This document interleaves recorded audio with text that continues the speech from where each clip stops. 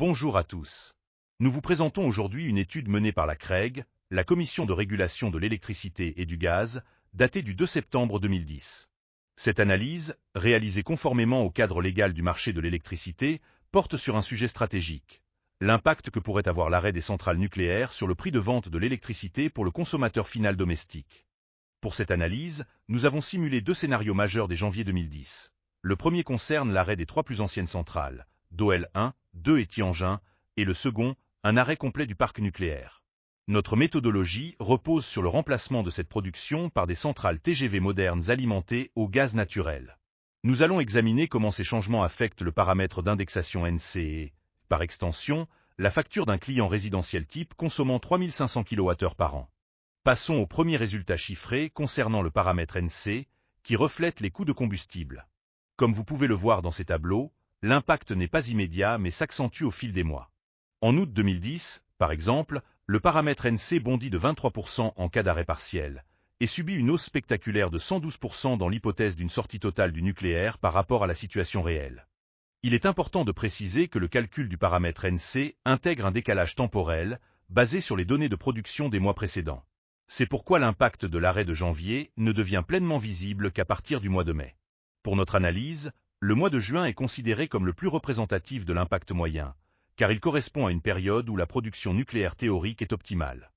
Voyons maintenant comment ces variations se traduisent concrètement sur la composante énergie de la facture. Sur la base du tarif ECS Énergie Plus, nous avons calculé le coût annuel extrapolé. Alors que la situation réelle se situait autour de 270 à 280 € par an au premier semestre 2010, nos simulations montrent une dérive immédiate dès le printemps pour atteindre des sommets en août, dépassant les 412 € dans le cas d'un arrêt total du nucléaire. En termes de surcoût net, l'arrêt des trois centrales les plus anciennes représenterait une augmentation annuelle d'environ 27 € en août, soit une hausse de 10% de la composante énergie. En revanche, un arrêt complet du nucléaire entraînerait un surcoût massif de 135 € par an, soit une augmentation de près de 50%. Notez bien que ces pourcentages s'appliquent à la composante énergie, qui constitue environ la moitié de la facture totale du client final. En conclusion de cette étude, il apparaît que l'impact financier dépendra fortement des prix des combustibles de substitution comme le gaz. Dans le premier scénario, à savoir l'arrêt de Doel 1, 2 et Tianjin, on estime que le paramètre NC augmenterait de 20%. Pour le client domestique moyen, cela se traduirait par une hausse d'environ 8% du coût de l'énergie, soit une augmentation de 4% sur sa facture globale annuelle, toutes taxes incluses.